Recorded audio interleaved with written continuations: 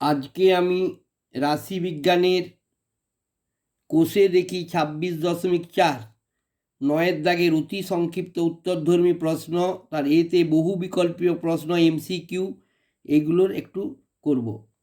ঠিক আছে, দেখো একের দাগের অঙ্কটা কি বলেছে, এমসিকিউগুলো কি বলেছে দেখো। একটি পরিসংখ্যা বিভাজনের মধ্যমা যে লেখচিত্রের সাহায্যে পাওয়া যায় তা হলো এতে পরিসংখ্যা রেখা, বিতে পরিসংখ্যা বহুভুজ, সিতে আয়তলেখ, ডিতে ওজাইভ। আমরা জানি কি বলতো, আমরা জানি মধ্যমার যে লেখচিত্র পাই আমরা সেটা কি থেকে পাই, ওজাইভ থেকে পাই। তাহলে একেরটার উত্তর কি হয়ে যাবে, নয়ের দাগের এর একেরটা উত্তর হয়ে গেল কোনটা, ডি ওজাইভ। এটা উত্তর হলো। ঠিক আছে, এবার দেখো বিয়েরটা, দেখো দুয়েরটা আর কি, 6,7,x,8,y, 14 সংখ্যাগুলির গড় 9 হলে এ সমান এক্স প্লাস এতে উত্তর বলছে এক্স প্লাস ওয়াই সমান 21, বিতে উত্তর বলছে এক্স প্লাস ওয়াই সমান 19, সিতে উত্তর বলছে এক্স মাইনাস ওয়াই সমান 21, ডিতে উত্তর এক্স মাইনাস ওয়াই সমান 19। কোনটা হবে?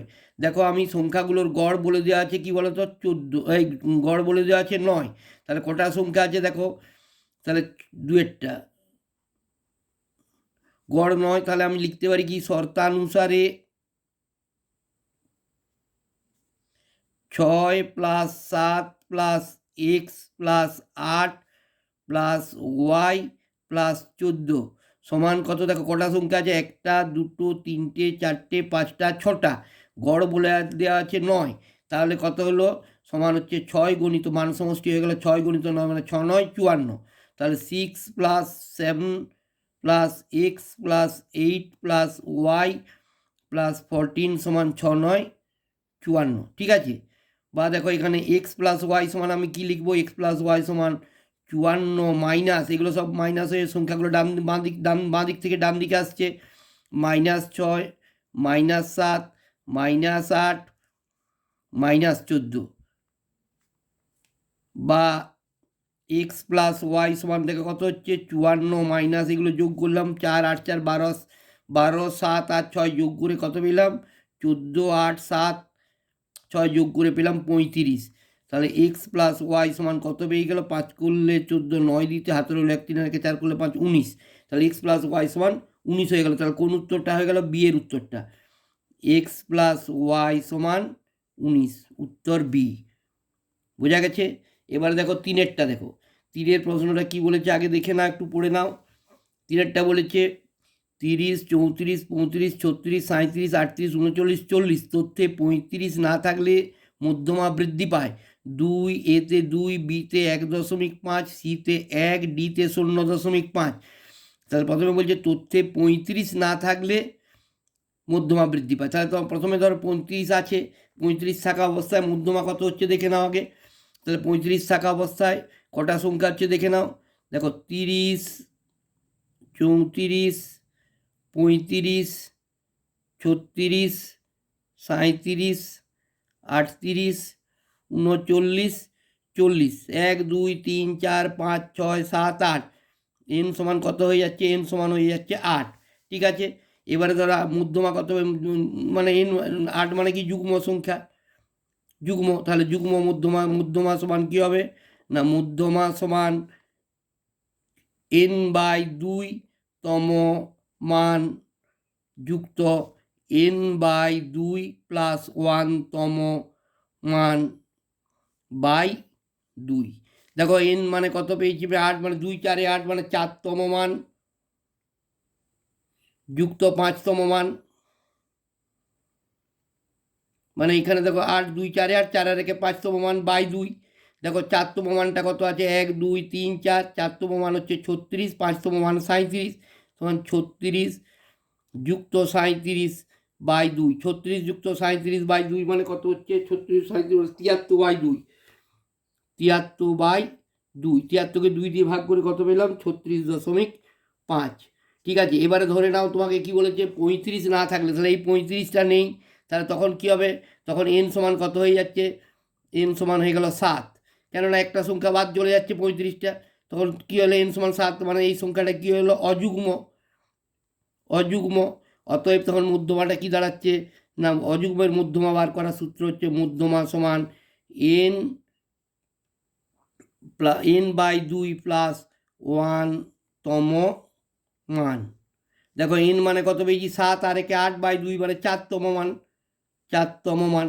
তাহলে মধ্যমা 4তম মানে দেখো 35টা নেই, তাহলে কত হচ্ছে 1 2 3 4, 4তম মানটা কত হয়ে গেল 37।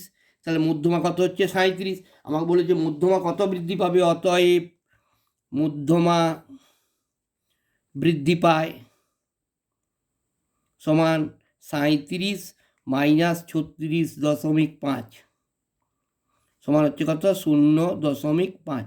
তাহলে উত্তর কোনটা হচ্ছে, উত্তর হয়ে গেল দেখো 36.5 কোথায় আছে, এই 0.5 কতটা, ডি এরটা উত্তর হচ্ছে ডি 0.5।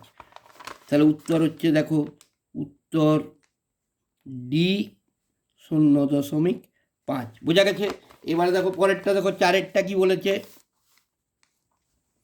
দেখো 16 15 17 16 15 এক্স 19 17 14 তথ্যগুলি সংখ্যাগুরু মান 15 হলে এক্স এর মান হবে এতে 15, বিতে 16, সিতে 17, ডিতে 19।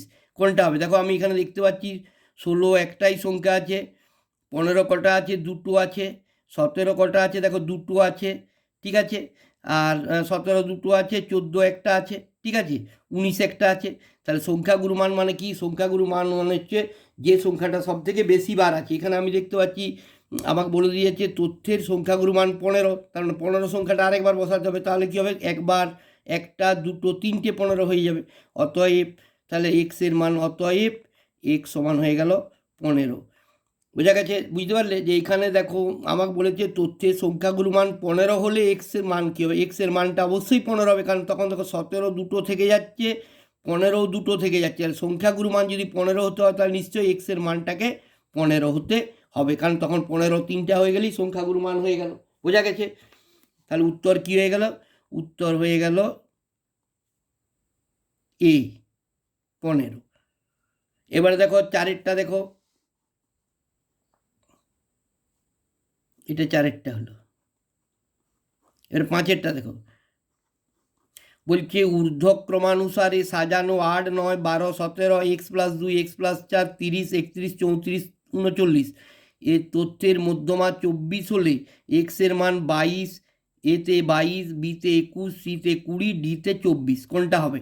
তাহলে দেখো প্রথমে তথ্যগুলো বলছে মানের ঊর্ধ্বক্রমেই সাজানো আছে, 8 9 12 17, 8 9 12 17 এক্স প্লাস 2 এক্স প্লাস 4 30 31 34 39, মধ্যমা 24।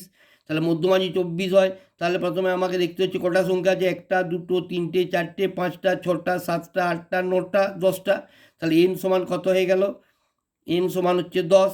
10 মানে কি হয়ে গেল যুগ্ম, যুগ্মের মধ্যমা কি, মধ্যমা সূত্র হচ্ছে এন বাই 2তম মান প্লাস এন বাই 2 প্লাস 1তম মান বাই 2। বোঝা গেছে, দেখো এন মানে 10 মানে 5তম মান হচ্ছে, 5তম মান যুক্ত 6তম মান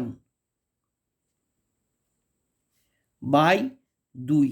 তাহলে 5তম মানটা আমি কত পাচ্ছি দেখে নাও, এখানে 5তম মান কত আছে, 5তম মান আছে দেখো কত, 1 2 3 4 5, 5তম মান হচ্ছে এক্স প্লাস 2, আর 5তম মান হচ্ছে, এই 5তম মান হচ্ছে এক্স প্লাস 2, 6তম মান এক্স প্লাস 4।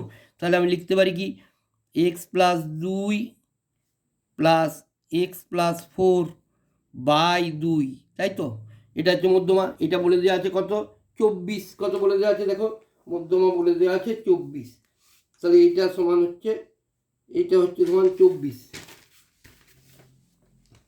সমান হচ্ছে 24, বা দেখো এটা এক্স এক্সে যোগ করলে কত হচ্ছে 2x প্লাস 4 আর 2 6 বাই 2 সমান হচ্ছে 24, বা কোনাকুনি গুণ করো 2x প্লাস 6 সমান 24 দুগুণে 48, বা 2x সমান হচ্ছে 48 মাইনাস 6, বোঝা গেছে, বা 2x সমান 48 থেকে 6 চলে গেলে কত থাকছে 42।